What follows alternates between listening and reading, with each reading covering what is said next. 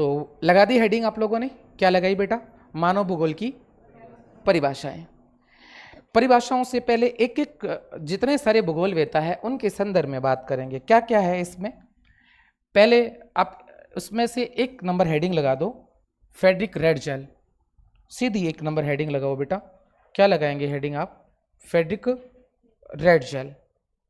क्या लगाएंगे? Frederick Ratzel. Heading लगा दी आप लोगों ने, क्या लगाई बेटा? Friedrich Ratzel. ठीक है, फ्रेडरिक रेडजेल के अंदर लिखिए बेटा, उसके कोष्टक में लिख दो फ्रेडरिक रेडजेल के संदर्भ में लिखना है। कोष्टक में क्या लिखना है कि फ्रेडरिक रेडजेल का कार्य जो काल रहा है, कौन से समय में फ्रेडरिक रेडजेल रहे, तो कोष्टक के सामने लिखिएगा बेटा 1844 से 1904। मतलब इनकी जो अवधि है ना, वो कब की है बेटा? 1844 से 1904। एक तो ये लिख देना है आप लोगों को उसके सामने। फिर नीचे लिखोगे सीधा पुस्तक बराबर, पुस्तक कौन सी है बेटा? एंथ्रोपोजियोग्राफी। तो पुस्तक बराबर वो लिख दीजिएगा, एंथ्रोपोजियोग्राफी। पुस्तक के बारे में भी वो लिख दीजिए, एंथ्रोपोजियोग्राफी। लिख दिया। उसके जस्ट नीचे लिखोगे आधुनिक मानव भूगोल के जनक। हम रेडजेल के संदर्भ में ही पढ़ रहे थे ना बेटा, ठीक है? क्या लिख रहे थे आप लोग? मैं एक बार वापस आप लोगों को बता देता हूं। आपने ये चीजें लिखी है, क्या क्या लिखी है? सबसे पहले आपने परिभाषा,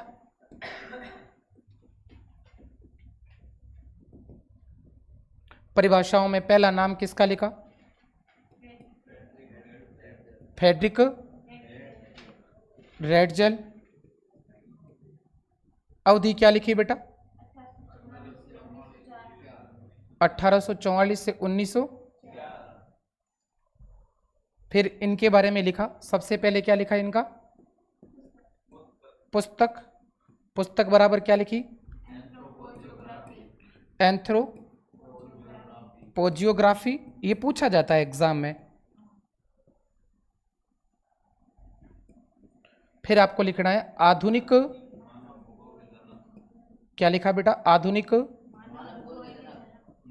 मानव भूगोल के जनक। अब नीचे लिखो परिभाषा।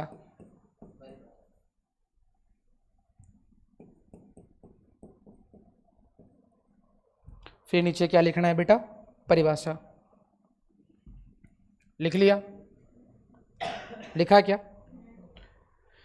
फिर इसके संदर्भ में लिखिए वापस, ये परिभाषा लिखनी है। परिभाषा क्या है कि मानव भूगोल, मानव भूगोल मानव समाज और धरातल के मध्य संबंधों का संश्लेषित अध्ययन है। परिभाषा क्या है इनकी बेटा? ध्यान से सुने मेरी बात को, कि मानव भूगोल मानव समाजों और धरातल के मध्य संबंधों का संश्लेषित अध्ययन है। तो इसके बारे में क्या लिखोगे बेटा? परिभाषा में क्या लिखोगे?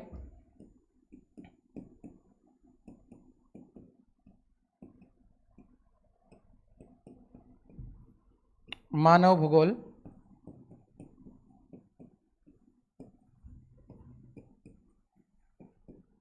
धरातल, धरातल के कोष्टक में लिख देना प्रकृति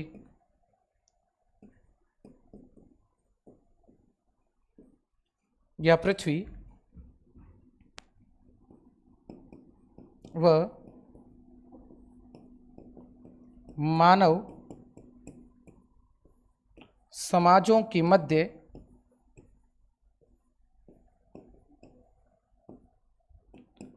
संबंधों का,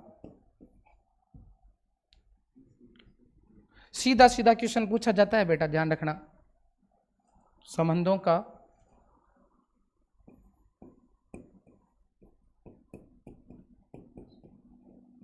संश्लेषित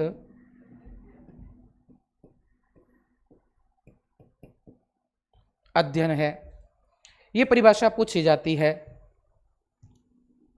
क्या है परिभाषा? इसको थोड़ा सा एक्सप्लेन कर रहा हूं, याद कैसे करना आप लोगों को, इसको थोड़ा सा आप लोगों को समझना है। क्या ये परिभाषा आप लोगों ने लिख दी बेटा? अब ध्यान दीजिए, इस परिभाषा में क्या है, हम लोग बात कर रहे हैं, वो कर रहे हैं बेटा मानव भूगोल के संदर्भ में। समझना है आप लोगों को, हम लोग बात कर रहे हैं मानव भूगोल, और मानव भूगोल में जब हम बात करें तो दो चीजें आ रही नाम बार बार। एक नाम आ रहा है धरातल, मीन्स अपन बात करें प्रकृति बात करो चाहे पृथ्वी बात करो एक ही बात है। और एक तरफ कौन है बेटा, मानव, या अपन ऐसे भी लिख सकते हैं मानव का समाज। किसका समाज बेटा, मानव का समाज। इसमें मानव अकेला भी हो सकता है और मानव पूरा उसकी कम्युनिटी भी हो सकती है। तो एक तरफ तो है पृथ्वी अर्थात धरातल या प्रकृति, और एक तरफ कौन है बेटा, मानव या मानव का समाज। इन दोनों के बीच में क्या होगी, इन दोनों के बीच में होगी क्रियाएं बेटा। इन दोनों के बीच में क्या होगी, क्रियाएं। दोनों के मध्य क्या होगी बेटा, इन दोनों के मध्य, इनके और इन दोनों के मध्य क्या होगी बेटा, क्रियाएं या होगी प्रक्रिया, या अपन ये कह सकते हैं क्रिया होगी। और इन दोनों के मध्य क्रिया होने के बाद दोनों के बीच में क्या बैठ जाएगा, संबंध, रिलेशन बैठ जाएगा। दोनों के बीच में क्या बैठ जाएगा बेटा, दोनों के बीच में क्या, जब ये क्रियाएं होगी तो दोनों के बीच में बैठ जाएगा संबंध। और संबंध बैठने के बाद यदि इस संबंधों का हम कौन सा अध्ययन करें, संश्लेषित। यदि हम इन संबंधों का हम क्या करें बेटा, संश्लेषित क्या करेंगे, अध्ययन यदि हम करते हैं तो वो अध्ययन करते हैं किसके अंदर बेटा, मानव भूगोल के अंदर। तो मानव भूगोल रियल में क्या है कि एक तरफ तो है पृथ्वी, एक तरफ है मानव, मानव और पृथ्वी के बीच में क्रिया होगी, क्रिया होने के बाद बीच में क्या बैठेगा, संबंध, संबंध बैठने के बाद में इन संबंधों का क्या करेंगे, संश्लेषित अध्ययन।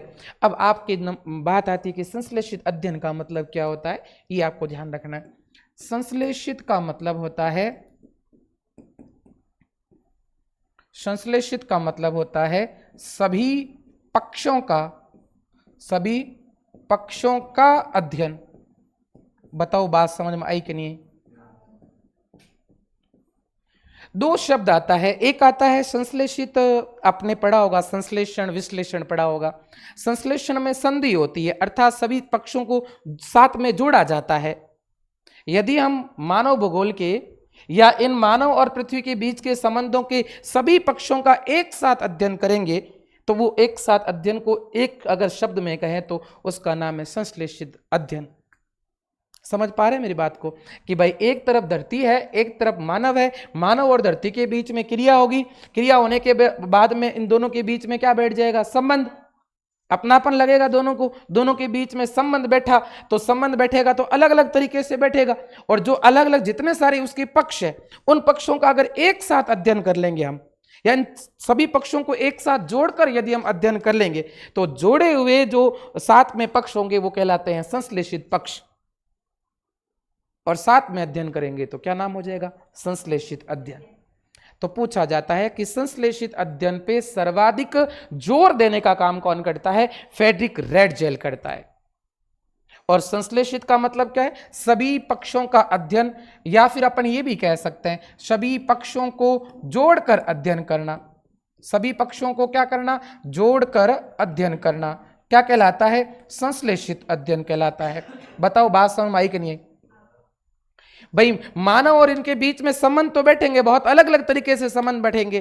कोई ऐतिहासिक संबंध होंगे, कोई सांस्कृतिक होंगे, कोई सामाजिक होंगे, कोई भौतिक होंगे, कोई शारीरिक होंगे, इस तरीके से अब जलवायु वाले भी हो सकते हैं। तो तमाम प्रकार के जितने सारे पक्ष होते हैं उन पक्षों का एक साथ अगर हम अध्ययन कर लेंगे, एक साथ अध्ययन कर लेंगे तो ऐसा अध्ययन कहलाता है संश्लेषित अध्ययन। क्लियर बात है बेटा। अब मैं आपको दो शब्द और बता रहा हूं। इस संश्लेषित अध्ययन की बात एक बार फिर से वापस आएगी, वो आएगी पॉल विडाल डिला ब्लास में आएगी। किस में आएगी, पॉल विडाल डिला ब्लास में। लेकिन उसमें संश्लेषित ज्ञान शब्द आएगा और यहां पे संश्लेषित अध्ययन शब्द आया है, इतना फर्क है। इसमें सिर्फ अध्ययन किया जाएगा और वहां अध्ययन करने के बाद एक नई संकल्पना को प्रस्तुत किया जाएगा, एक नई हाइपोथेसिस लाई जाएगी, परिकल्पना लाई जाएगी, एक नया मेथड बनेगा, सिद्धांत बनेगा। पर इसमें सिद्धांत नहीं बन रहा है अब तक। इसमें यहां क्या होता है, सिर्फ पक्षों का एक साथ अध्ययन किया जाएगा, इसलिए इसका नाम क्या हो जाएगा बेटा, संश्लेषित अध्ययन। क्या यहां तक बात समझ में आई कि नहीं आई। इतनी सी बातें आप लोगों को ध्यान रखनी पड़ेगी। मैं बार बार इस पे फोकस इसलिए कर रहा हूं कि हम लोग पढ़ रहे हैं परिभाषा, और परिभाषा जब पढ़ते हैं तो उसकी एक परिभाषा एग्जाम में 100% आती है और तीनों में से कोई एक परिभाषा आप लोगों को मिल जाएगी।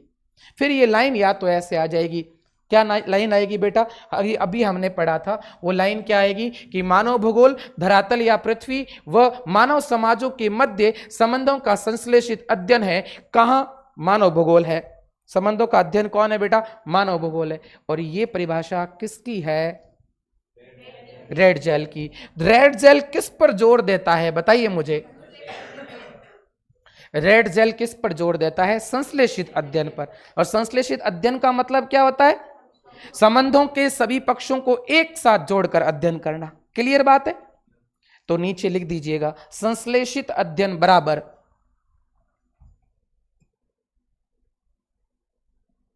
संश्लेषित अध्ययन बराबर क्या लिखोगे बेटा? संश्लेषित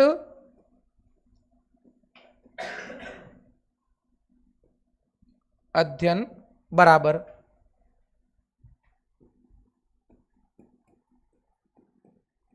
धरातल व मानव के मध्य संबंधों के सभी पक्षों को एक साथ जोड़कर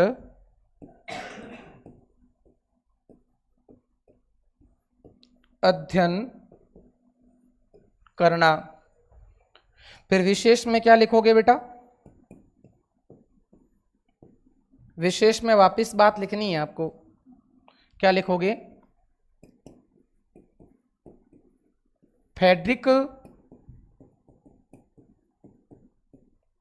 रेड जेल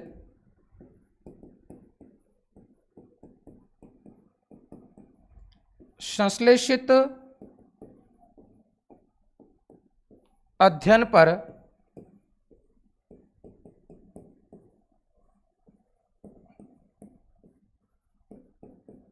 जोर देते हैं। फ्रेडरिक रेड जेल किस पर जोर देते हैं बेटा? संश्लेषित अध्ययन पर जोर देते हैं। क्या ये बात समझ आई कि नहीं है आप लोगों को? क्लियर बात है बेटा? यहां तक अगर आप लोग समझ गए हैं तो अगली बात करें। परिभाषा ये याद रखनी पड़ेगी, ऐसी की ऐसी परिभाषा आएगी। बस इस परिभाषा के अंदर ध्यान ये रखना है कि एक तरफ पृथ्वी होगी, एक तरफ मानव होगा, और पृथ्वी और मानव के बीच में बैठेंगे संबंध, और इन संबंधों का यदि एक साथ हम अध्ययन कर लेंगे या संश्लेषित अध्ययन कर लेंगे तो वो संश्लेषित अध्ययन मानव भूगोल में होगा। और ये बात कौन कहता है? रेड जेल कहता है। क्लियर बात है बेटा? अगली हेडिंग लगा दीजिएगा।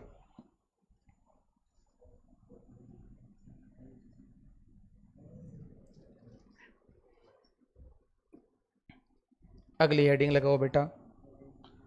लो जी, 2 नंबर हेडिंग लगा दीजिएगा। उसका नाम है एलन सी सैंपल। अच्छा, उससे पहले एक बात और बता दूं मैं आपको। फ्रेडरिक रेड जेल कहाँ के रहने वाले हैं? जर्मनी के रहने वाले हैं। वो भी थोड़ा कोष्टक में लिख दो ताकि एग्जाम में बाय द वे पूछ ले कि कहाँ के भूगोलवेता है, तो जर्मन भूगोलवेता है। ठीक है, ये बात मैंने पहले भी आपको पिछली कक्षा में बताई है, लेकिन आप लोगों को थोड़ा सा ध्यान रखना है। नाम क्या है बेटा? एलन। सी को आप ऐसे भी लिख सकते हैं, सर्चिल।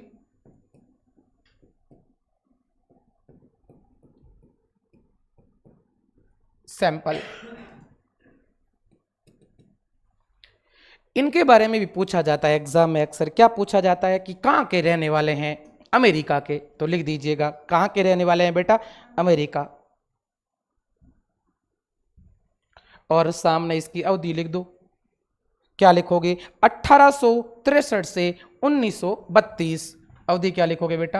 1863 से 1932, ये इनकी अवधि है। लिख दिया। कहां के रहने वाले हैं बताइए मुझे थोड़ा सा। ठीक है बेटा। अब इन्होंने समर्थन किसका किया? ये लिख दीजिएगा। इन्होंने पर्यावरणवाद या नियतिवाद का समर्थन किया। यह भी एग्जाम में पूछा जाता है। किसका समर्थन किया बेटा? पर्यावरणवाद या नीतिवाद का समर्थन किया है। पुस्तक लिख दो इनकी। पुस्तक के संदर्भ में लिखिए बेटा। पुस्तक का नाम है भौगोलिक पर्यावरण का प्रभाव। पुस्तक का नाम क्या है? भौगोलिक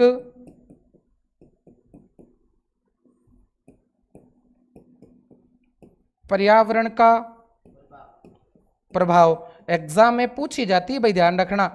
रेड जेल की एंथ्रोपोजियोग्राफी और इनकी भौगोलिक पर्यावरण का प्रभाव, ये पूछा जाता है अक्सर। लिख दिया। अब अगली बात आएगी इनकी परिभाषा के संदर्भ में। तो क्या क्या चीजें इसमें पड़ी? नाम क्या है इनका बताओ मुझे। Elon सर्चिल sample. 1863 से लेकर 1932 के बीच में इनकी अवधि रही है। इन्होंने इस समय मानव भूगोल का अध्ययन किया। फिर उसके बाद में इनके बारे में पूछा जाता है ये किनके समर्थन में रहते हैं, तो पर्यावरणवाद या नीतिवाद का समर्थन करते हैं। और जब पर्यावरणवाद और नीतिवाद का समर्थन करते हैं तो पुस्तक भी उसी के बारे में लिखेंगे। और उन्होंने क्या लिखा कि भाई मानव के ऊपर किसका प्रभाव रहता है? भौगोलिक पर्यावरण का प्रभाव रहता है।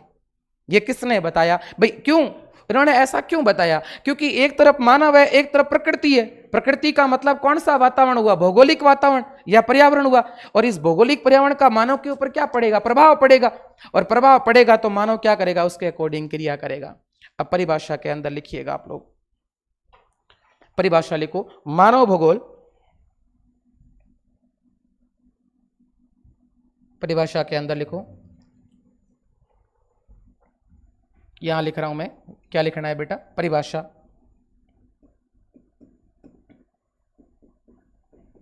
ये भी परिभाषा एग्जाम में पूछी जाती है। क्या लिखोगे? मानव भूगोल अस्थिर पृथ्वी। इन्होंने क्या कहा कि पृथ्वी स्थिर है क्या? अस्थिर पृथ्वी तथा क्रियाशील अस्थिर पृथ्वी तथा क्रियाशील मानव के मध्य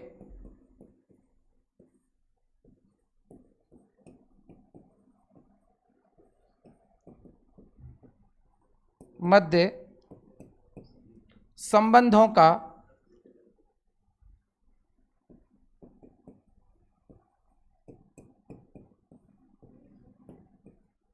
गत्यात्मक या कोष्टक में लिख देना। गत्यात्मक को कहते हैं, गतिशील कह सकते हैं या परिवर्तनशील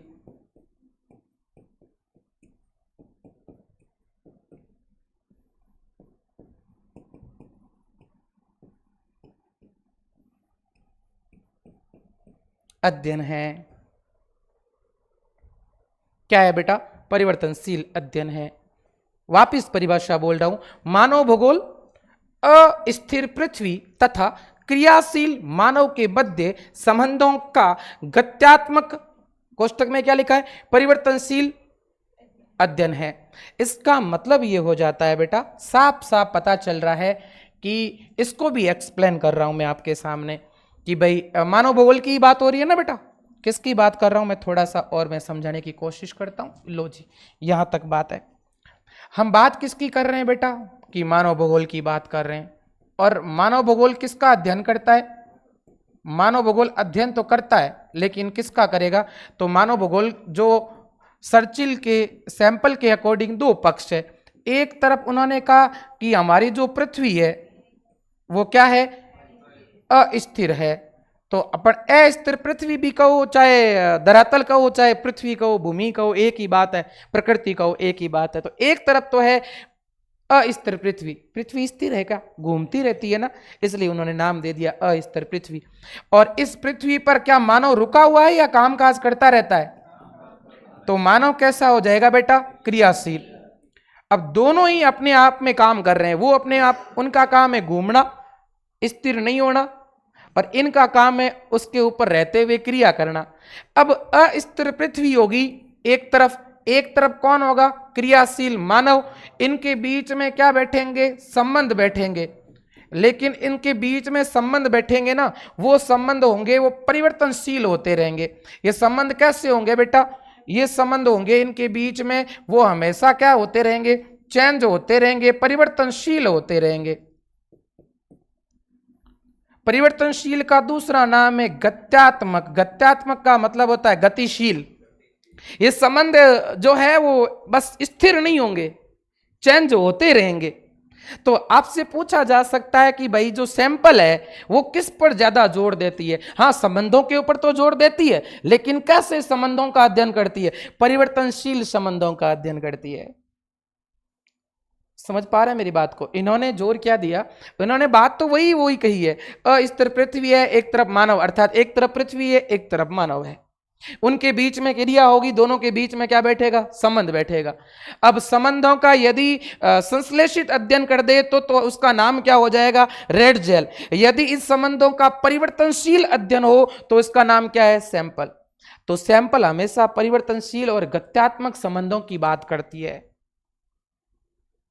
क्या बात समझ आ रही कि नहीं आ रही है। ये संबंध स्थिर नहीं होंगे, ये संबंध बदलते रहेंगे, चेंज होते रहेंगे, बदलाव होता रहेगा, गतिशील होंगे, परिवर्तनशील होंगे। आपको पता है कि संबंध एक जैसे नहीं रहते, कभी उतार चढ़ाव तो होता रहेगा ना। मानव और पृथ्वी के बीच में संबंध बैठेगा तो कभी पृथ्वी हावी होगी तो कभी मानव हावी होगा, उतार चढ़ाव होता रहेगा, चेंजेज होता रहेगा। और संबंध यदि कोई चेंजेज होते हैं तो वो मानव भूगोल में होंगे। तो इन्होंने यही बात कही है परिवर्तनशील संबंधों की। क्लियर बात हो चुकी है। सर्चिल हमेशा किस पर जोर देती है, परिवर्तनशील या गत्यात्मक संबंधों पर क्या देती है, जोर देती है। क्या यहां तक बात समझ आई कि नहीं। अब मैं थोड़ा सा आपको ट्रिक बता रहा हूं उसका। सैंपल का मतलब होता है ब्लड के सैंपल, और ब्लड के सैंपल के बाद में गोल गोल एक मशीन होती है ना, उसके अंदर हम सैंपल को रखते हैं। देखा कभी लेबोरेटरी में, देखा होगा आपने प्रयोगशाला के अंदर। जैसे ही सैंपल लिया, डिब्बी में भरा, उसके बाद में वो उसमें क्या कर देते हैं, ऐसे सेट कर देते हैं, फिर वो क्या करती रहती है, मिक्स होने के लिए घूमती रहती है। सही है ना। तो देखो वो जैसे मान के चलना कि ये है अस्थिर पृथ्वी, है कि नहीं है, और उसके ऊपर ठहरा हुआ कौन है, उसके ऊपर ठहरा हुआ ना ब्लड का सैंपल, वो है अपना क्रियाशील मानव। और क्रियाशील क्योंकि वो ब्लड जो है ना वो ठहरा हुआ तो है, लेकिन वो क्या होता रहेगा, क्रिया करता रहेगा, ये घूमता रहेगा घूमता रहेगा। इनके बीच बैठेंगे संबंध, और वो संबंध कैसे होंगे, परिवर्तनशील। तो ऐसे ध्यान रखना, वो घूमने वाली जो है ना वो सैंपल वाली मशीन है। तो ये घूमने वाली जो बात कर रहा है ना, अस्थिर पृथ्वी की जो बात करता है, वो कौन करता है, सैंपल करता है। ऐसे थोड़ा सा ध्यान रखना, भूलोगे नहीं आप लोग। क्लियर बात है बेटा। भाई ऐसे सैंपल घूमते रहेंगे तो ये अपने घूमने वाली बात कौन कर रहा है, सैंपल कर रहा है। कहां के रहने वाले हैं बेटा, अमेरिका के। और ये हमेशा ये किसका समर्थन ज्यादा करते हैं, ये हमेशा पर्यावरणवाद के पक्ष में रहते हैं। वो कहता है कि ये भौगोलिक पर्यावरण जो है वो मानव को प्रभावित करता है, और प्रभावित करता है तो मानव जब प्रभावित होगा तो वो क्या करेगा, उनके साथ में अलग अलग प्रकार की क्रिया करेगा और क्रियाओं में बदलाव लाता रहेगा। आप देखिएगा ना, आपने देखा होगा कि शुरुआती मानव का धरती के साथ संबंध और वर्तमान के मानव का संबंध में चेंजेस आया कि नहीं आया, बताओ मुझे, परिवर्तन आया है। एक वो आदि मानव, एक आधुनिक मानव, रात दिन का फर्क हो गया, हुआ कि नहीं हुआ। संबंध तो वही के वो है, क्रिया आज भी कर रहा है, बस फर्क इतना ही है कि पहले की क्रिया में अब की क्रिया में क्या है, चेंजेस है, बदलाव है, परिवर्तन है। और वो परिवर्तनशील अध्ययन जो होता है वो मानव भूगोल में होता है। ये बात कौन करता है, बताइए मुझे, सैंपल। तो ये यहां तक मेरी बात अगर समझ में आई है तो इसके अंदर लिखिएगा आप लोग कि सैंपल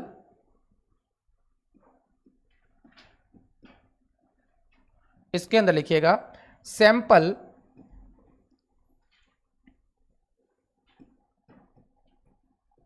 धरातल व मानव के मध्य परिवर्तनशील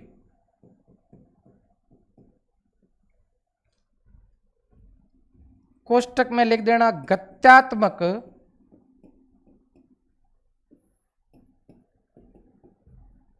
संबंधों पर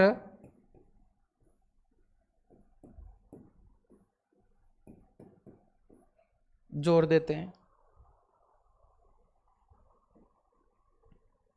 हालांकि महिला है तो देती है, ऐसा भी लिख सकते हैं। शिष्या है उनकी रेड जेल की। ठीक है बेटा, क्लियर बात है बेटा, यहां तक बात समझ में आ गई। ठीक है, अगली बात करते हैं। कितनी परिभाषाएं क्लियर हो गई आप लोगों की, बताइए। 2। पहली परिभाषा में मैंने आप लोगों को रेड जेल के संदर्भ में बताया, और अब परिभाषा जो पढ़ रहे हैं इसमें हमने सैंपल के संदर्भ में बात की, और अब तीसरी परिभाषा की बात करते हैं। तो आप लोग हेडिंग लगा दीजिएगा बेटा। क्या हेडिंग लगाएंगे? Paul Vidal de la Blache. बहुत ही प्यारा नाम है। क्या नाम है? Paul Widal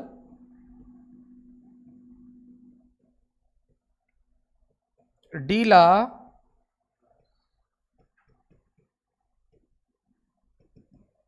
BLAS. Paul Vidal de la Blache. इनके समर्थन की बात करते हैं। ये किनका समर्थन करते हैं? संभववाद का समर्थन करते हैं। इसके अच्छा, इनके बारे में थोड़ा और लिख दीजिएगा कि सबसे पहले कोष्टक में लिखो इसके बारे में। क्या लिखोगे बेटा? कि 1845 से 1918 के मध्य है इनका। क्या है? 1845 से 1918 के मध्य। और इनकी पुस्तक है ना, बड़ी प्यारी पुस्तक है, और ये पुस्तक तो हमारे 12वीं की भूगोल है ना, उस पुस्तक का ही नाम सेम है। 12वीं की ये जो पुस्तक पढ़ रहे हैं ना, ये कौन सी है? इस किताब का नाम है मानव भूगोल के मूल सिद्धांत। तो मानव भूगोल के मूल सिद्धांत नामक यदि किसी ने पुस्तक लिखी है तो ब्लास साहब ने लिखी है। तो लिखिए इसके अंदर, क्या लिखोगे बेटा? पुस्तक। इनकी पुस्तक का नाम क्या है?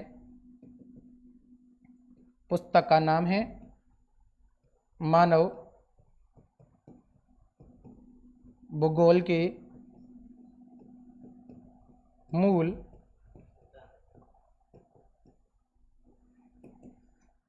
सिद्धांत।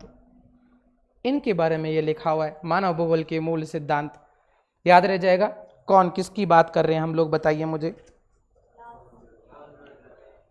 Paul Vidal de la Blache. और इनकी पुस्तक का नाम क्या है? मानव भूगोल के मूल सिद्धांत।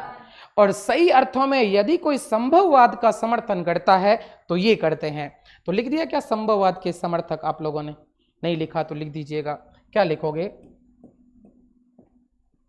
सही अर्थों में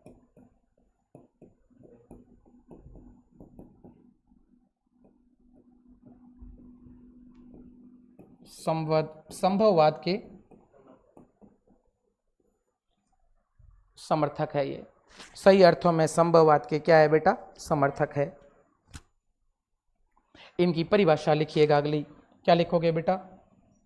परिभाषा। परिभाषा एग्जाम में पूछी जाती है, ध्यान रखना। और ज्यादातर ऐसा ही क्वेश्चन पुटअप होता है, परिभाषा देके अवशब्द में दे दिया जाएगा कि क्या कह रहे हो, जर्मन है। तो परिभाषा के संदर्भ में इनके बारे में पूछा जा सकता है, और परिभाषा दी हुई होती है, और परिभाषा के अंदर से बताना कि निम्नलिखित में से ये कथन किसका है, मानव भूगोल के संदर्भ में परिभाषा किसकी है। जैसे फॉर एग्जाम्पल के संदर्भ में मैं बता दूं, मानव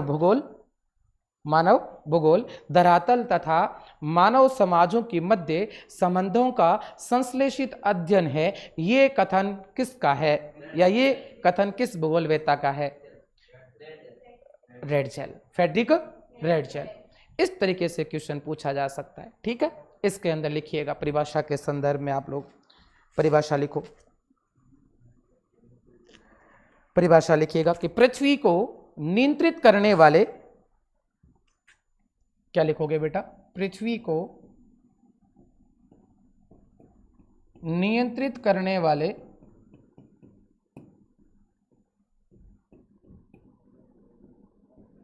भौतिक नियमों, पृथ्वी को नियंत्रित करने वाले भौतिक नियमों तथा पृथ्वी को नियंत्रित करने वाले भौतिक नियमों तथा उन पर रहने वाले तथा उन पर रहने वाले भी आ सकता है, निवास करने वाले भी आ सकता है, तथा उन पर रहने वाले जीवों, उन पर रहने वाले जीवों का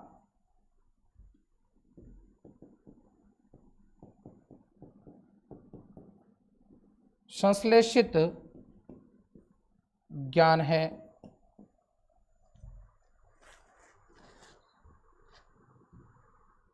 जीवों का संश्लेषित ज्ञान समाविष्ट है, ऐसा लिख दो ताकि ये लाइन पूरी हो जाएगी।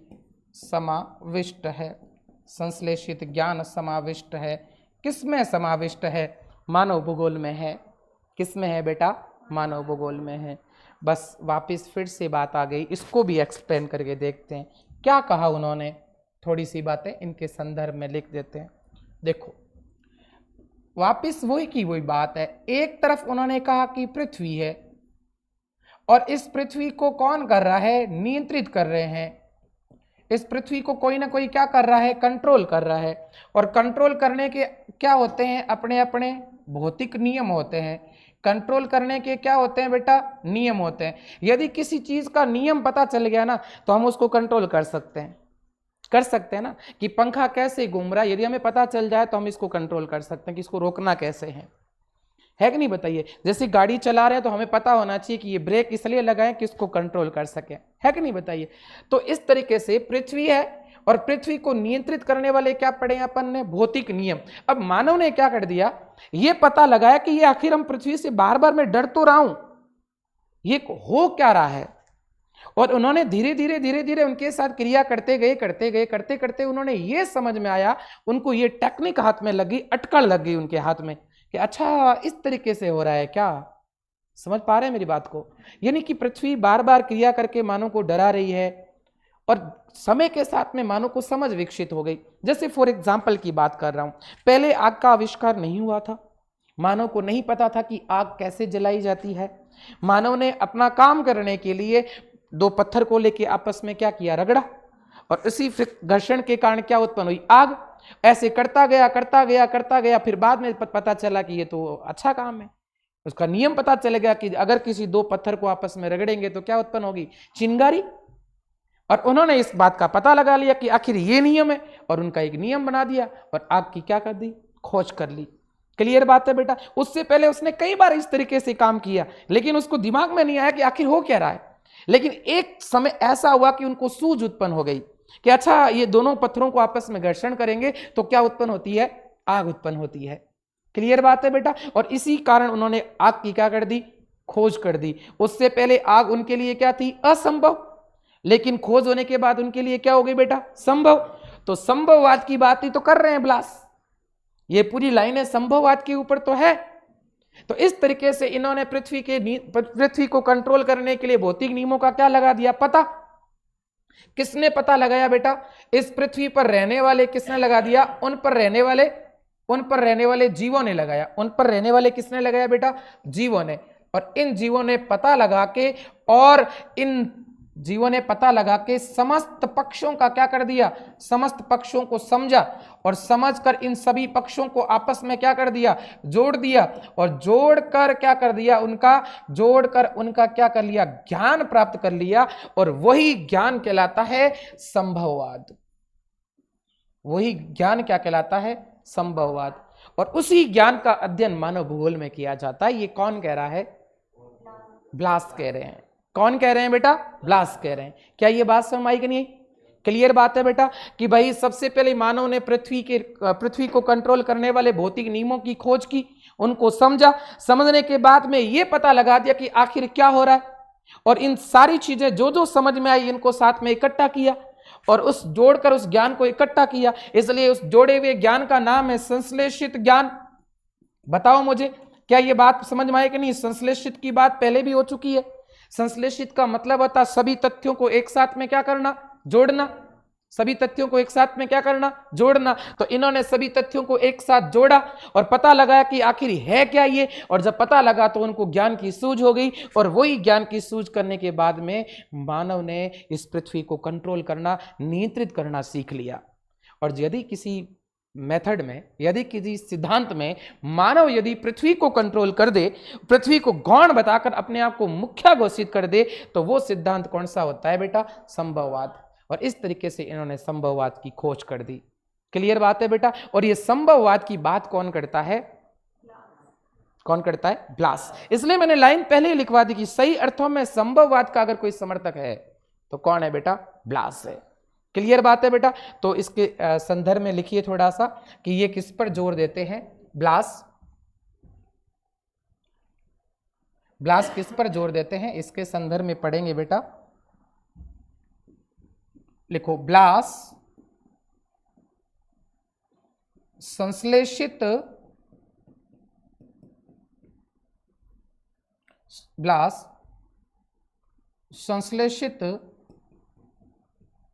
ज्ञान अर्थात अध्ययन, संश्लेषित ज्ञान या अध्ययन पर जोर देकर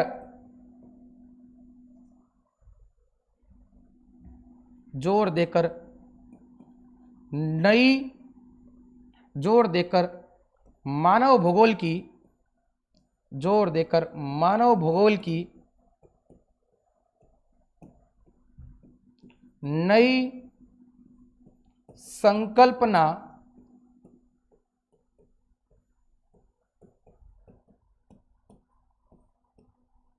प्रस्तुत करते हैं।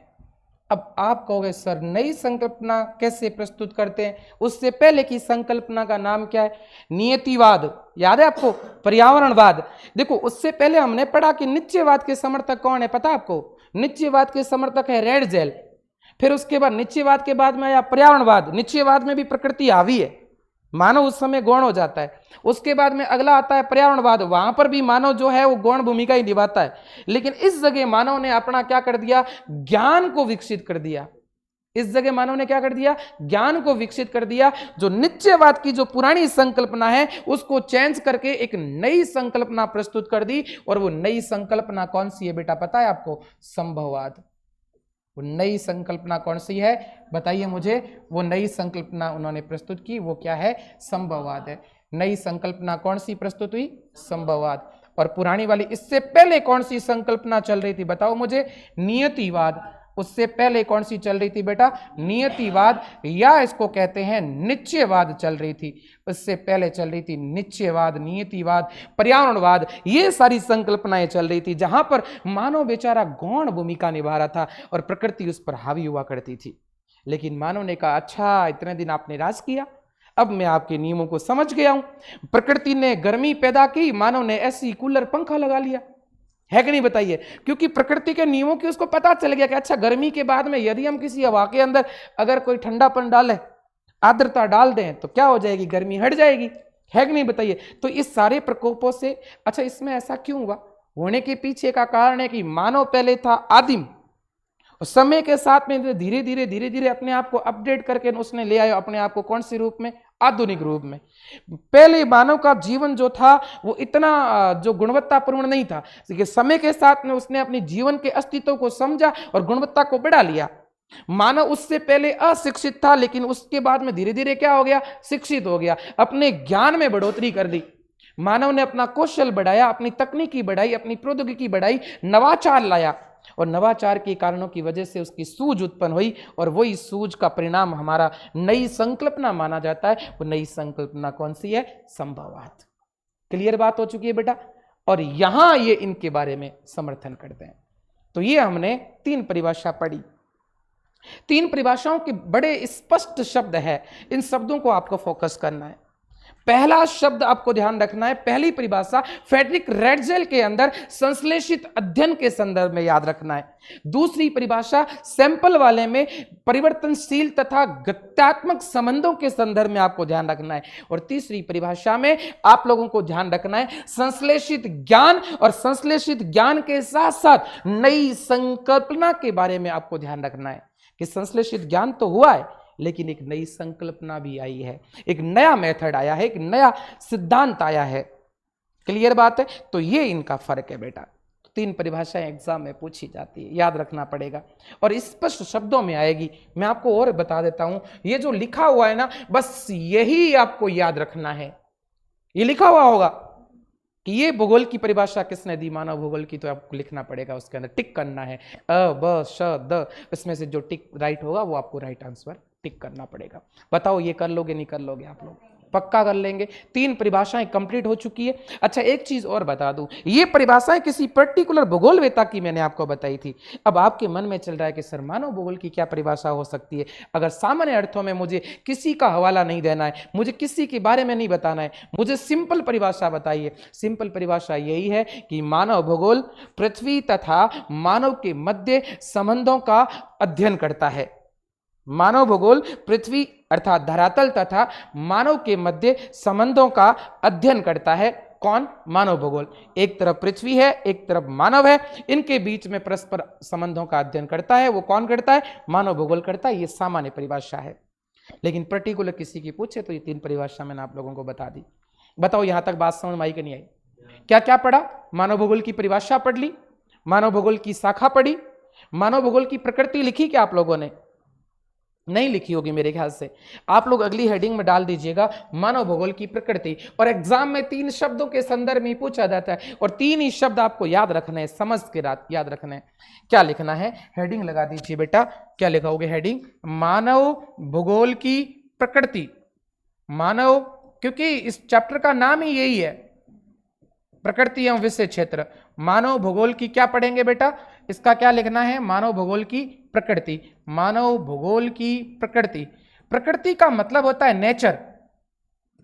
नेचर का मतलब होता है, यदि मैं आपको कहूं कि स्वभाव, मैं कई बार आप लोगों को बताता हूं कि जल स्थल इन सब का स्वभाव अलग अलग होता है। कई बार आपने पढ़ा होगा 11वीं कक्षा में कि जल जो है वो धीरे धीरे गर्म और धीरे धीरे ठंडा होता है, और स्थल भाग जल्दी जल्दी गर्म और जल्दी जल्दी क्या होता है? ठंडा होता है। ये उसका नेचर है, स्वभाव है। क्लियर बात है बेटा? तो इस तरीके से हमारा मानव भूगोल का भी एक स्वभाव है, और वो उनमें आपको 3 शब्दों को ध्यान रखना है कि मानव भूगोल है तो व्यवहारिक भूगोल है। तो पहला शब्द क्या लिखोगे? व्यवहारिक। पहली प्रकृति कैसी है इसकी कि मानव भूगोल कैसी है? व्यवहारिक है। मतलब व्यवहारिक का मतलब होता है कि आम जो दैनिक दिनचर्या है उसमें काम ली जाती है। मानव भूगोल का काम पड़ता है, व्यवहार में उसको लाई जा सकती है। व्यवहारवाद उपागम यहां पे काम करता है। उसके बाद में समांकलन।